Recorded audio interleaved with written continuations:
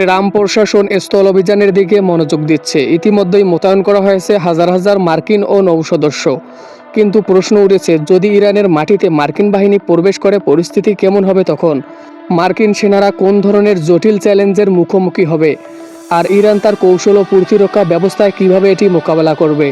মধ্যপ্রাচ্যে ঘটেছে মার্কিন সমরশক্তি এক বিশাল সমাবেশ। পেন্টাগন সূত্রের খবর, নতুন করে 5,000 চৌকস সেনা ও নৌসদস্য মধ্যপ্রাচ্যে পাঠিয়েছে আমেরিকা, যার মধ্যে রয়েছে 31তম মেরিন এক্সপিডিশনারি ইউনিটের দক্ষ যোদ্ধারা। এই মুহূর্তে অঞ্চলটিতে মার্কিন সেনার সংখ্যা 50,000 ছড়িয়েছে।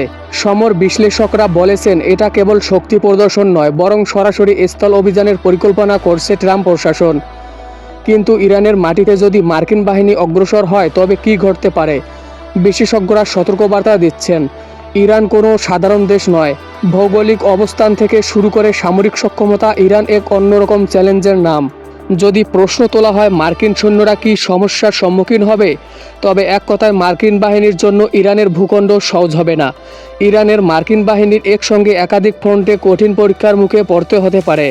সেগুলো হলো দীর্ঘ ও ঝুঁকিপূর্ণ সাপ্লাই লাইন, পাহাড়ের দুর্গম অঞ্চলের অতর্কিত হামলার সম্ভাবনা, আর মরুভূমির তীব্র তাপপ্রবাহ। সব মিলিয়ে পরিস্থিতি উঠতে পারে অত্যন্ত উদ্বেগজনক। সামরিক বিশ্লেষকদের ধারণা, প্রতিকূল ভূপ্রকৃতির আর নির্বিচ্ছিন্ন বাধার মুখে যে কোনো সময় বাধাগ্রস্ত হতে পারে মার্কিন রসদ সরবরাহ ব্যবস্থা। এটি হতে পারে একটি বড় ধরনের সংকট।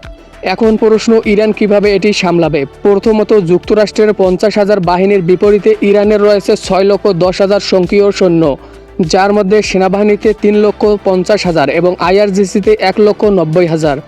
এছাড়া নৌবাহিনী, বিমান বাহিনী ও বিমান প্রতিরক্ষায় নিয়োজিত রয়েছে আরও হাজার হাজার প্রশিক্ষিত সেনা। ইরানের রয়েছে ড্রোনের বিশাল বহর, অত্যাধুনিক মিসাইল সিস্টেম এবং লক্ষ লক্ষ স্বেচ্ছাসেবী মিলিশিয়া। ইরানের আসল শক্তি তাদের মোজাইক ডিফেন্স কৌশল। তারা পুরো দেশকে ছোট ছোট স্বাধীন কমান্ডে ভাগ করেছে।